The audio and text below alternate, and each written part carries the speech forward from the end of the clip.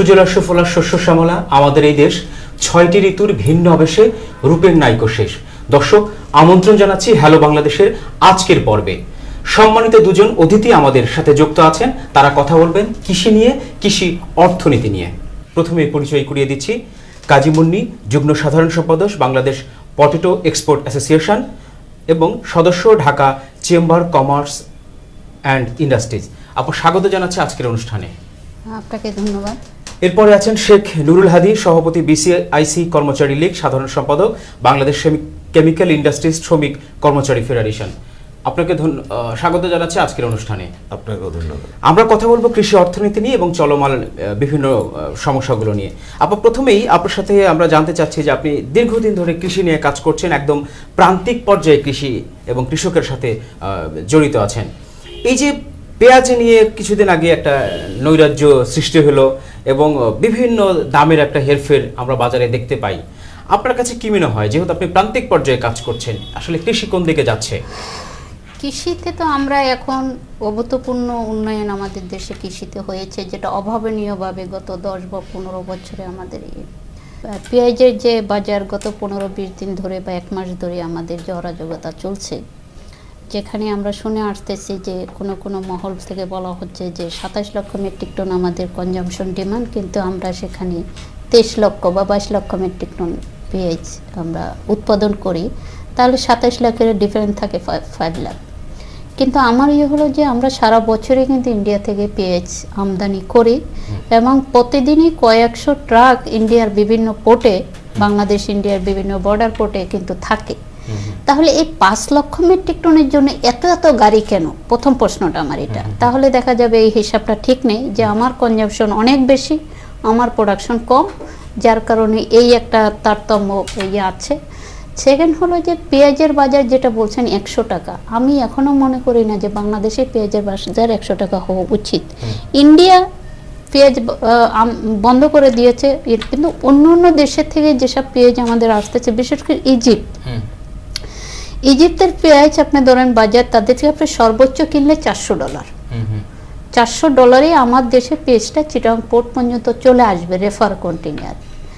এখানে চলে আসার পরে আমার তো পেঁয়াজের কোনো ডিউটি নেই গভর্নমেন্টের, যেহেতু ফ্রি ডিউটি। এখানে একটা প্রসেসিং কস্ট আছে, ডকুমেন্টেশন, কাস্টমস এবং আদার্স ট্রান্সপোর্টেশন, সেখানে ধরেন আরও 3 টাকা খরচ হলো, বা আমি ধরে নিলাম 5 টাকা। আপনি যদি 400 করেন, তার 30, 35, 40, এই 40 টাকার মধ্যে কিন্তু আমার পেঁয়াজটা বাজারে চলে আসতেছে। সেখানে যদি আপনি পাইকার মানে যারা ইম্পোর্ট করছে, তাদের তো তারা 45 টাকা পেঁয়াজটা বিক্রি করুক, তাতে তো তাদের লস হওয়ার কথা না। তারা যদি দেশের মঙ্গল চায় বা দেশের মানুষকে ভালোবাসে, দেশের সরকারের সাথে একত্রতা ঘোষণা করে সরকার যা বলছে সেটা করে, তাহলে আমার মনে হয় যে 50 টাকার উপরে পেঁয়াজ এখন হওয়ার কোনো কথা নাই। মানে আমার আমার এখানে প্রশ্ন হচ্ছে, আসলে এই যে 100 টাকা পেঁয়াজ আমরা খাচ্ছি, ভোক্তারা খাচ্ছি, আসলে কৃষকের হাতে বা কৃষকের পকেটে কত টাকা যাচ্ছে? এটা কিন্তু তার পকেটে কিন্তু যাচ্ছে না।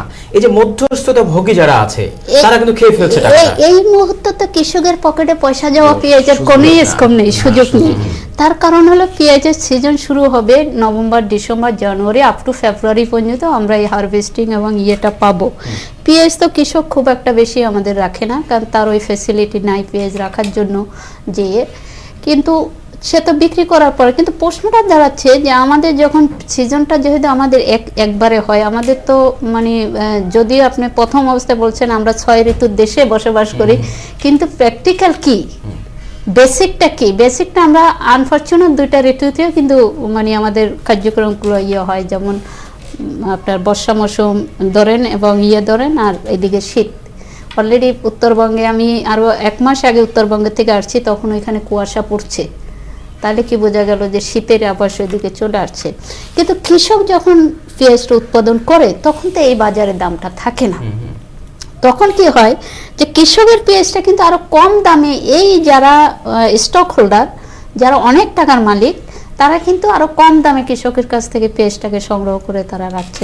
একটা কথা আপনার সাথে শেয়ার করি, সেটা হলো যে কৃষক যেহেতু দামটা পাচ্ছে না, এটা কি করা যায় না কিনা, যে কৃষক যখন হারভেস্ট করলো, আপনার পেঁয়াজটা হারভেস্ট করার পরে সে তার ঘরে বা ইয়েতে সংরক্ষণ করতে পারে কিনা, তাহলে সে কিন্তু দামটা পাচ্ছে। দুইটা প্রবলেম, একটা হলো একটা শ্রেণীর কৃষক আছে তারা একটু আপডেটেড, তাদের কিছু অর্থনৈতিক স্বাবলম্বিত আছে, স্বাবলম্বী আছে। তারা হয়তো এটাকে রাখবে, কিন্তু যারা প্রান্তিক কৃষক যাদের আপডেটেড না, তারা তো তাদের কৃষিটা ওঠার আগেই তাদের অনেক টাকা খরচ হয়ে যায়, লোন থাকে, পেস্টিসাইড মানে ওষুধের দাম থাকে, সার বীজ এই সেই সব বাকি থাকে, সেটা তার প্রোডাক্টটা ওঠার মাত্রই সে বিক্রি করে তার টাকাটা শোধ করবে, এরকম থাকে। যারা প্রান্তিক কৃষক তাদের পক্ষে এটা করা সম্ভব না।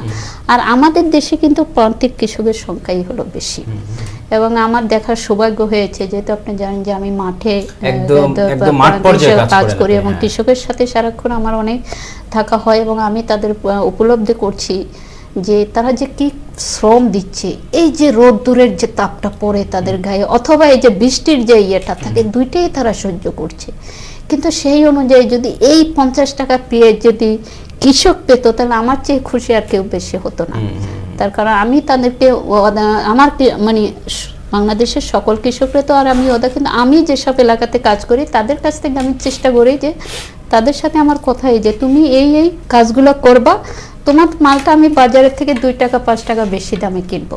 তোমার থেকে যখন আমি কিনবো, আমার কেনার মতো মানে আমার তো আসলে লো এক্সপোর্ট ওরিয়েন্টেড, আমরা জানি যে আমরা রপ্তানির এগেনস্টেই মালটা কৃষক থেকে সংগ্রহ করি। যদি রপ্তানি আমাদের অর্ডার না থাকে তখন করতে পারি না। যেমন ধরেন গত বছর আমাদের 40 লাখ পিসেস বাঁধাকপি আমাদের কিন্তু কন্ট্যাক্ট ছিল, কিন্তু আমরা 1 পিস বাঁধাকপি এক্সপোর্ট করতে পারিনি, যেহেতু আমাদের অর্ডার ছিল না। আমরা কিন্তু বাঁধাকপিটা নিতে পারি নাই, পরে কৃষক তার মতো করে বাজারে বিক্রি করতে হয়েছে। আপনার কাছে আরেকবার আসবো আমি হাদি ভাই, সেটা হলো যে এই যে একটা নৈরাজ্য আমরা দেখলাম, আপনার কথার মাধ্যমে বুঝলাম যে কৃষিক্ষেত্রে একটা নৈরাজ্য আছে, দেশের পরিস্থিতিতে একটা ঘোলাটে পরিস্থিতি চলছে, বিভিন্ন জায়গায় শুদ্ধ অভিযান চলছে, আপনি নিশ্চয়ই জানেন, মাননীয় প্রধানমন্ত্রী শুদ্ধ অভিযানগুলো পরিচালনা করছেন। আপনার কাছে কি মনে হয় যে এই জায়গাগুলো আসলে এই যে একটা গ্যাপ তৈরি হয়েছে বা এই যে একটা মানে বৈষম্য তৈরি হয়েছে, এটা আসলে কেন, কি মনে হয়? ধন্যবাদ আপনাকে। এখানে আপা যে পেঁয়াজের ব্যাপারে যে কথাগুলো বলল, আসলে বাস্তব যে আপনার আমাদের দেশের যে প্রান্তিক চাষি যারা আছে, যারা পেঁয়াজ উৎপাদন করে, তারা যখন উৎপাদিত পণ্য বাজারে আসে তখন কিন্তু পেঁয়াজের দাম থাকে খুবই কম। যেটা কৃষকরা উৎপাদন করতে যে খরচ হয় তার থেকে বেশি মুনাফা তারা নিতে পারে না। কিন্তু এই নভেম্বর মাসে, অক্টোবর নভেম্বর মাসে এই পেঁয়াজের সিজনটা শেষ হয়ে যায়। তো এই পেঁয়াজের সিজনটা যখন শেষ হয়ে যায়, আগামী 1-1.5 মাসের মধ্যে পেঁয়াজটা উৎপাদিত হবে এবং ওই পেঁয়াজ আবার বাজারে আসবে। এই মাঝখানে গ্যাপটা, এটা সারা জীবন আমরা ছোটবেলা থেকে দেখে আসছি, এভাবেই একটা দাম বৃদ্ধি হয়। কিন্তু এবারের পরিস্থিতি রয়েছে ভিন্ন, যে এটা এবারের পরিস্থিতিতে এত মূল্য বৃদ্ধি পেয়েছে যে এটা কখনোই কেউ বিগত দিনে হয়নি। তো এটার জন্য আমার যেটা একটা প্রস্তাব, যদি এটা সরকার করে, যে সরকারেরও কিছু, যেমন টিসিবির মাধ্যমে সরকার দিচ্ছে, এই টিসিবির মাধ্যমে যে সরকার যে পেঁয়াজগুলো দিচ্ছে, এতে কিন্তু সাধারণ পাবলিক কিন্তু খুব খুশি এবং তারা সন্তুষ্ট। কিন্তু এই সামান্য পরিমাণে না দিয়া, এই সরকার যদি পেঁয়াজটা যখন উঠে কম দামে যদি সরকার ক্রয় করে এটা সংরক্ষণ করে রাখতে পারে, এবং এই সিজনটা যদি আসে, সরকার যদি এরকম একটা রেশনিং সিস্টেম বা কার্ড সিস্টেম করে এইভাবে যদি দিতে পারে, তাহলে এত ভোগান্তিতে পড়তে হয় না।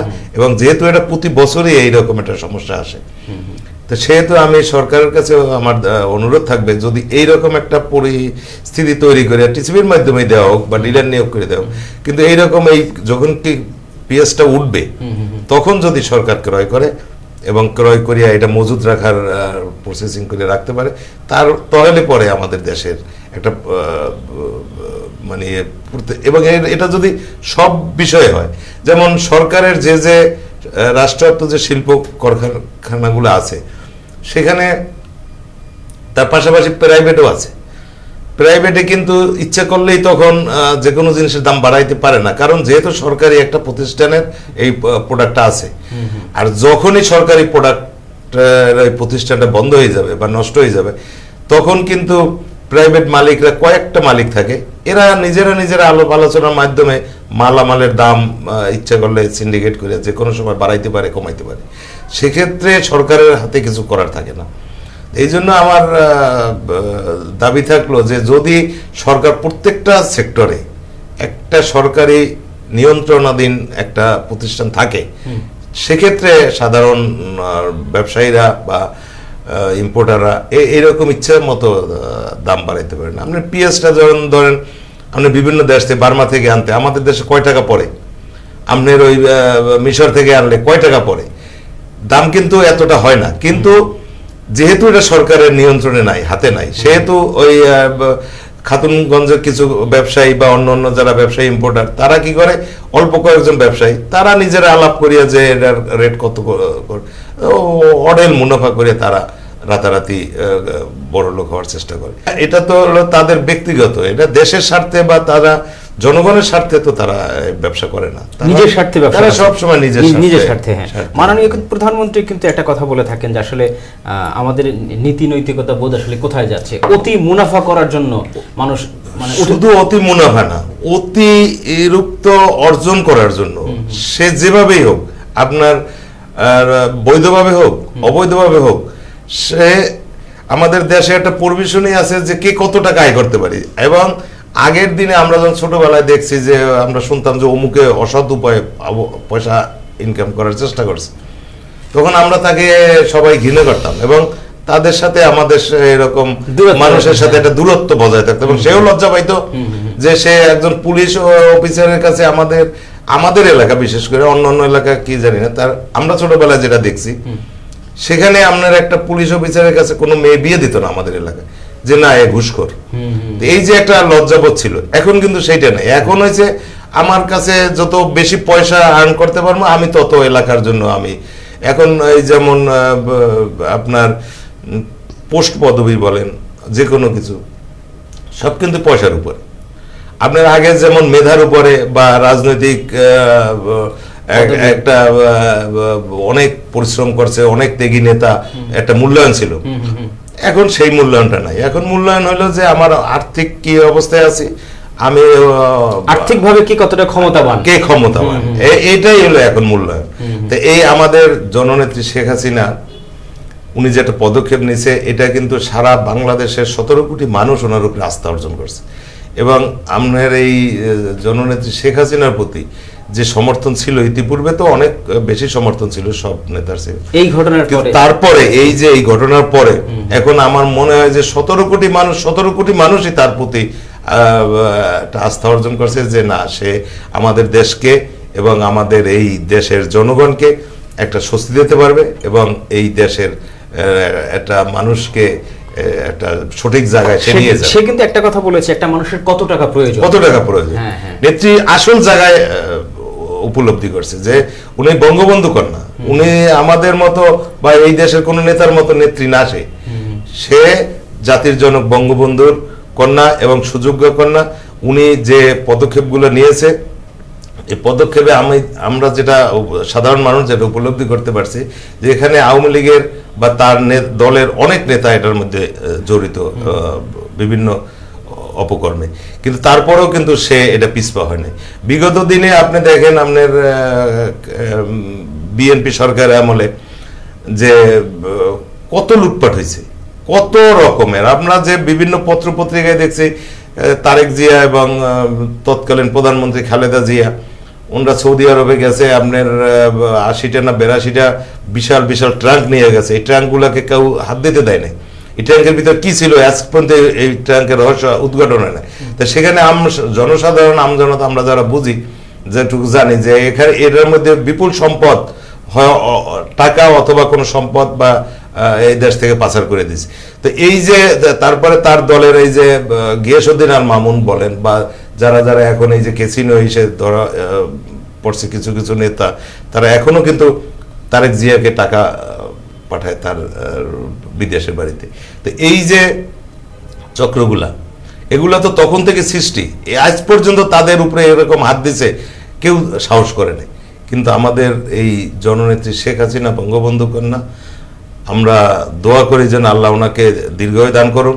দর্শক, আপনারা দেখছেন হ্যালো বাংলাদেশ, আলোচনা হচ্ছে কৃষি অর্থনীতি নিয়ে। আমরা বিরতিতে যাচ্ছি, একটু পর আবার ফিরে আসব।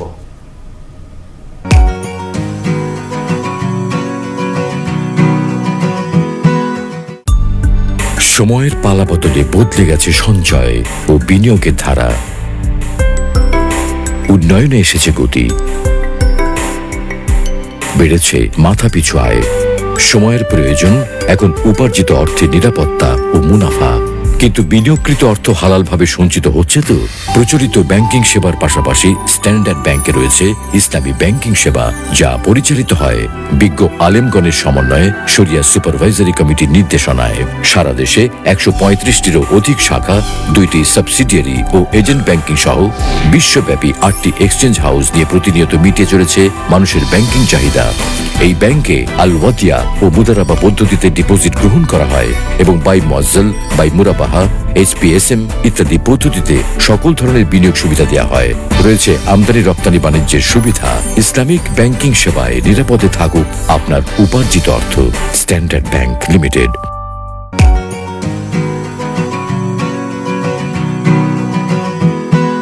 দর্শক, সাথে থাকার জন্য ধন্যবাদ। আপা, যে কথাটা আমরা বলছিলাম যে কৃষি অর্থনীতি নিয়ে কথা বলছি, প্রান্তিক কৃষক পর্যায়ে কথা বলছি, কৃষক আসলে ন্যায্য মূল্য পাচ্ছে না। একটা সময় আমরা দেখেছি মূলার দাম 2 টাকা, 3 টাকা, 5 টাকা কেজি হয়ে থাকে, অথচ আবার এক লাফে অন্যান্য ফসল মানে অনেক দাম বেড়ে যায়। আসলে এই যে বৈষম্যগুলো, এই জিনিসগুলো কেন হয় বা কি কারণ? আমাদের আসলে ওই যে বললাম, আমাদের সিজনাল যে প্যাটার্ন, প্রোডাকশন ক্রপ প্যাটার্নে আমাদের তো একটা সিজনাল প্রোডাক্ট, যেহেতু আপনি ধরেন এখন যদিও আমরা 12 মাস কিন্তু এইসব প্রোডাক্ট, মূলা আপনি দেখবেন এখন আমরা 12 মাস উৎপাদন করছি, যদিও হয়তো টেস্টটা আপনাকে ওইটা সিজনাল যে টেস্টটা সেটা আপনি পাচ্ছেন না, কিন্তু 12 মাস মূলা পাচ্ছেন, 12 মাস ফুলকপি পাচ্ছেন, 12 মাস বাঁধাকপি, সবটাই পাচ্ছেন। এবং অদূর ভবিষ্যতে আমরা যে বিশ্বাস করি যে এই যে এট এ টাইমে যে প্রোডাকশনটা চলে আসে এবং যে ওয়েস্টেজ হয়। এর আগে আমার আরেকটা টিভির সাক্ষাৎকারে আমি বলেছিলাম যে আমাদের কৃষি পণ্য যে পরিমাণ নষ্ট হয়, সেই নষ্টর যদি আমরা 5%ও রিজার্ভ করতে পারি, 5%ও রিজার্ভ করে সংগ্রহ করে প্রসেস করে সেটাকে ভ্যালু এডিশন করে বাজারজাত করা যেতে পারে, তাহলে আমাদের কয়েক হাজার কোটি টাকা এখান থেকে আমরা সংগ্রহ করতে পারবো। কিন্তু আমাদের যেহেতু প্রসেসিং সিস্টেমটা নেই, আমরা উন্নত বিশ্বের মতো উন্নত বিশ্বে কৃষি পণ্যর প্রোডাকশন সিস্টেম দেখলে আর আমাদের সিস্টেম দেখলে অবাক হয়ে যেতে হয়, যেখানে তাদের দেখা যাচ্ছে হাতেরও স্পর্শ লাগে না, তাদের সব মেশিনারিজমের মধ্যে। যেখানে আমার এখানে প্রবলেমটা কি, যে আমার এখানে কৃষকের তো জমির সংখ্যা বেশি না, আমরা সেই ধরনের যান্ত্রিক করতে পারছি না। মানে অন্যান্য দেশে যেসব যান্ত্রিক পদ্ধতি যাদের, ওদের কস্ট ইফেক্টিভ, ওদের কস্ট কম। যেখানে ধরেন আমরা 1 কেজি আমি দিই, যে বাংলাদেশে প্রথম আমি বলতে আমার কোম্পানি বাঁধাকপি রপ্তানি শুরু করে 2016 সাল থেকে বাই সিতে জাহাজে করে। এখন দেখা যাচ্ছে যে আমার 1 পিস বাঁধাকপির দাম পড়লো 10 টাকা, কিন্তু আমার 10 টাকা আরো খরচ পড়লো মোরকীকরণ এবং ট্রান্সপোর্টেশন করে চিটাং পোর্টে নিয়ে যাওয়ার জন্য। এই যে আমার যে 10 টাকা মানে প্রোডাক্টের দামের সাথে 10 টাকা আমার অ্যাড হয়ে গেল কস্ট, এটা কিন্তু বিদেশে হবে না। বিদেশে কি হলো, তার প্রোডাক্টের দাম যদি 10 টাকা হয়, তার 1 টাকা ম্যাক্সিমাম খরচে সে হয়ে গেল, সে 11 টাকায় প্রোডাক্টটা দিতে পারলো, আমারটা 20 টাকা হয়ে যাচ্ছে দাম। এইখানে আমরা মার্কেট ধরতে পারছি না, একটা হলো রপ্তানি মার্কেট। আরেকটা ব্যাপার হলো যে আমাদের সিজনাল প্রোডাক্টটা একই টাইমে, যেমন অক্টোবর থেকে শুরু হয়, অক্টোবর, নভেম্বর, ডিসেম্বর, জানুয়ারি, এই 4 মাসের মধ্যে আমাদের শীতকালীন সকল সবজি এট এ টাইমে চলে আসে সারা বাংলাদেশে। যে একবারে কোনোদিন সবজি করেও না, তারও তখন সবজি কিছুটা উৎপাদন হয়, তখন আর বাজার চাহিদা থাকে না, মানুষের কত দূর মানে থাকে। এইটার জন্য এই যে ক্রপ প্যাটার্নটা যদি চেঞ্জ করা যায়, যে আমার সাজেশন হলো যে আমরা এই প্রোডাক্টগুলো করব না, আমরা কিছু মানে হাই ভ্যালু ক্রপসে যাব, যে প্রোডাক্টগুলো রাখা যায়, যেমন ধরেন আপনার পেঁয়াজ, যেমন ধরেন মসুর ডাল, যেমন ধরেন বুট, মানে বুট যেটা আমাকে যেটা ছোলা বুট, যেমন ধরেন কচু, মানে যে প্রোডাক্টগুলো আপনাকে 2 মাস 3 মাস নর্মাল রাখা যাবে, কৃষক তার ঘরে রাখতে পারবে বা তার রাখতে পারবে, নষ্ট হবে না, পরবর্তীতে সে আস্তে আস্তে বাজার যেতে, সে ধরনের প্রোডাক্টগুলোর প্রতি আমাদেরকে বেশি দিতে হবে। যেমন ধরেন বেগুন, ফুলকপি, বাঁধাকপি বা যে জিনিসগুলো পচনশীল, যেটা রাখার কোনো স্কোপ নেই, যেটা একটা সময় আসবে যে আপনাকে ফেলে দিতে হবে, না হলে গড়ে খাওয়াই ফেলতে হবে, মূলা, সেগুলো আমাদের বেশি আমরা করব না। আমরা করব কোন জিনিসটা, যে আমাদের থাকবে যেখানে সংরক্ষণ করা যাবে, যে যেমন ধরেন এই প্রোডাক্টগুলোর প্রতি। এখন প্রশ্ন হলো যে আমরা শর্টকাটে একটু বিশ্বাসী, মানে আমাদের এমন লাইফ স্টাইল হয়ে গেছে, আমরা সবাই এখন শর্টকাটে কিভাবে ইনকাম করব। যেমন ধরেন আমার যশোর এরিয়াতে আমরা দেখেছি আগে সবচেয়ে যশোরের সবজিতে কিন্তু বিষ বেশি থাকতো। বিষ বলতে ওরা যেটা পেস্টিসাইড মানে রাসায়নিকটা ওরা বেশি ইউজ করতো। মানে ওরা দেখা যাচ্ছে সকালে দিল, দেওয়ার 1 ঘন্টা পরেই ওটা 2 ঘন্টা পরেই ইয়ে করে নিয়ে যাচ্ছে বাজারে, ওটা নিয়ে ওদের কোনো ইয়ে ছিল না। আমরা ওখানে মাঠে যাওয়ার পরে তাদেরকে কৃষকদেরকে মানে শুধু কৃষকই না, তার পরিবার সহ ফ্যামিলি সহ তাদেরকে নিয়ে বসে তাদের এই যে অতিরিক্ত পেস্টিসাইড ইউজের কারণে কি কি প্রবলেমগুলো হয় সেগুলো হাতে কলমে যখন ইয়ে করা হয়, এখন তারা আস্তে আস্তে এটা থেকে মডিফাইড হচ্ছে। তারা এখন ওই বিষ ইয়েটাকে চিন্তা করছে না, এটা দিলে আমরা যখন তাকে বুঝালাম যে ঠিক আছে তুমি তো এই প্রোডাক্টটা, ও বলে আমরা তো খাই না এটা, এই তরকারি কিন্তু ওরা খায় না, না নিজেরা খাচ্ছে না। তা আমি বললাম যে ঠিক আছে তুমি খাচ্ছ না, কিন্তু তোমার কোনো না কোনো আত্মীয় তো সেটা খাচ্ছে, কোনো না কোনো রিলেটিভ সেটা খাচ্ছে। আমি একটা জিনিস উপলব্ধি করছি যে আমার দেশে এত হসপিটাল কেন, এত রোগ বালাই কেন, এত ডাক্তার কেন, এত ওষুধ কেন? সব কিছুর মূল হলো এটা, আমি মনে করি এটা।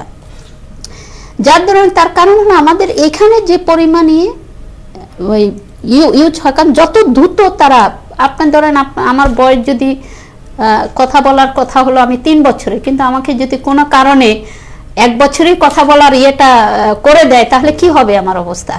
ঠিক ওই ধরনের ইয়ে। কিন্তু এখন আমাদের যশোরের যে আমাদের পুরা যশোর সদর উপজেলাতে আমাদের যে প্রোগ্রামটা চলছে, সেখানে আমাদের প্রায় 1500 মতো এনলিস্টেড ফার্মার আছে, সবাই এখন সতর্ক এই ব্যাপারে, পেস্টিসাইড ইউজের ব্যাপারে। তাদের এমআরপি, তাদের বই দেওয়া হয়েছে, তারা কখন কোনটা ইউজ করছে, কতদিন আগে ইউজ করছে, কতদিন বাজারে নেওয়ার কয়দিন আগে তারা এটা ইউজ করবে, এবং সর্বোপরি তারা এখন যেটাকে বলে বাম্বি কম্পোস্ট আর কি, সেটা ইউজের উপরে আমরা বেশি প্রাধান্য দিচ্ছি পেস্টিসাইডটাকে। একটা জিনিস জানতে চাচ্ছি, আরেকটা প্রযুক্তি পর্যায়ে এখনো আছে, সেটি হচ্ছে যে ফেরোমন ফাঁদ। জি, ওটা ফেরোমন ফাঁদের মাধ্যমে কিন্তু আসলে জি ওটা আমরা ইউজ করছি। আপনি দেখবেন যদি কখনো যান আমাদের ওখানে, ওটা একদম প্রতিটা কৃষকরা ওটা আমরা ফ্রি অফ, মানে আমরা বলতে আমাদের কোম্পানি সহ আরো কিছু অর্গানাইজেশন আমাদের সাথে তারা সহ আমরা ওটাকে ফ্রি অফ কস্টে ফেরোমন ট্যাপ, হলুদ বোট এগুলো আমরা দিচ্ছি। এটা আসলে কত % জমিতে এটাই ব্যবহার হচ্ছে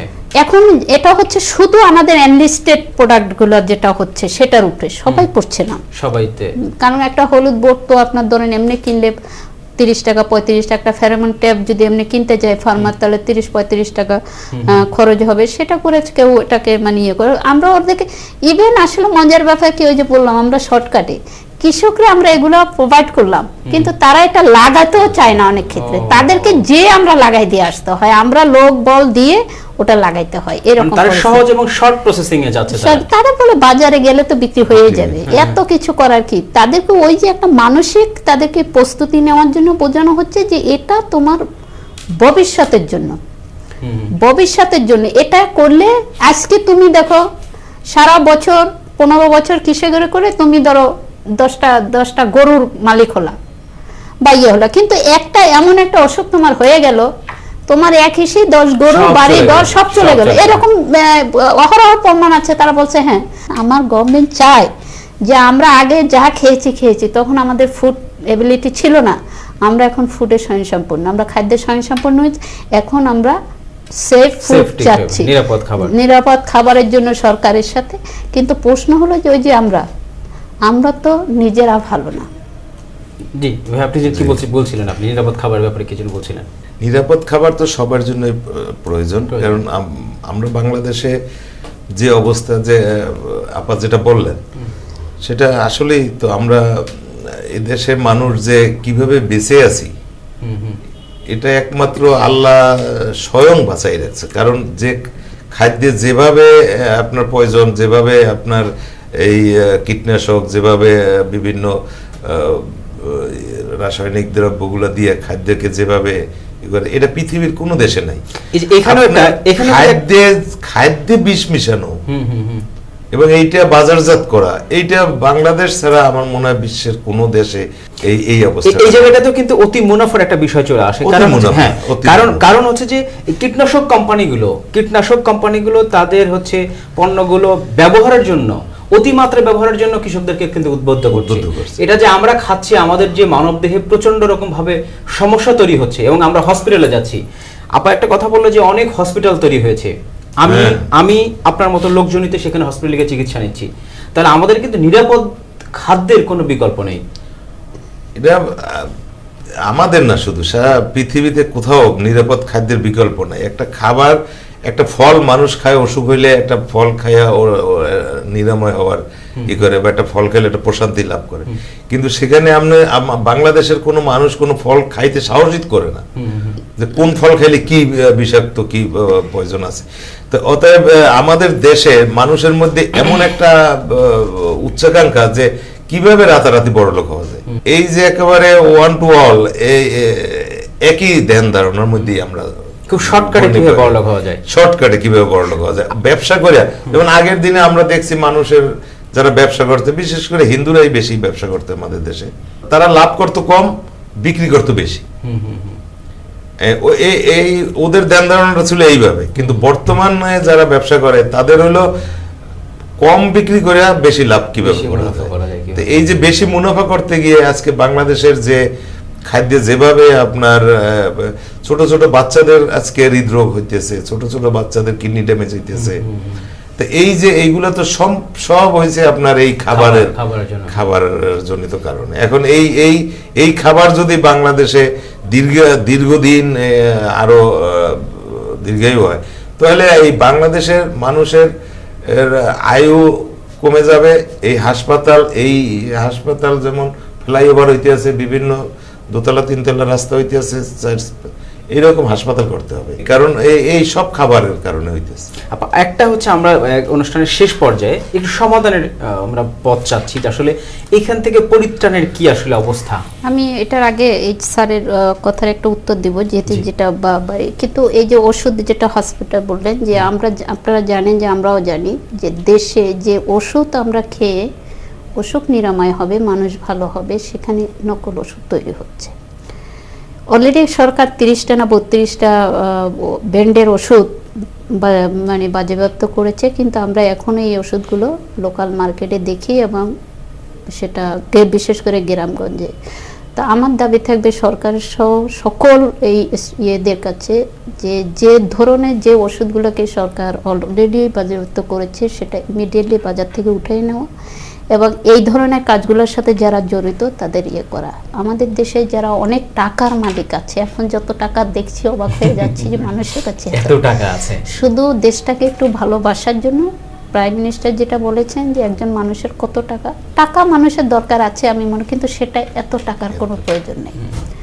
তাই তাদের যেটা একটা লিমিট ইয়ে করে, যে দেশের মানুষের জন্য কিছু করা, দেশের জনগণের জন্য কিছু করা, এবং ভালো কিছু করা, দেশকে পঙ্গু করে দিয়ে, দেশকে অরাজকতার মধ্যে নিয়ে, দেশকে শেষ করে দিয়ে বড় লোক বা টাকাওয়ালা হওয়ার কোনো ইয়ে নেই। যদি এটাকে ইয়ে হয়, তাহলে দেখা যাবে যে বিশেষ করে কৃষকরা, তারা যদি একটু ভালো দাম পায়, তারা যদি একটু বেশি দামে তাদের প্রোডাক্টটা বিক্রি করতে পারে, তারা তাদের ফ্যামিলি নিয়ে, কৃষক ভালো থাকলে দেশ ভালো থাকবে, দেশ ভালো থাকবে। স্যার, আপনি যেটা বলছিলেন একদম শেষ পর্যায়ে আসছি, আপনার কাছে সমাধানের পথটা কিরকম মনে হয়?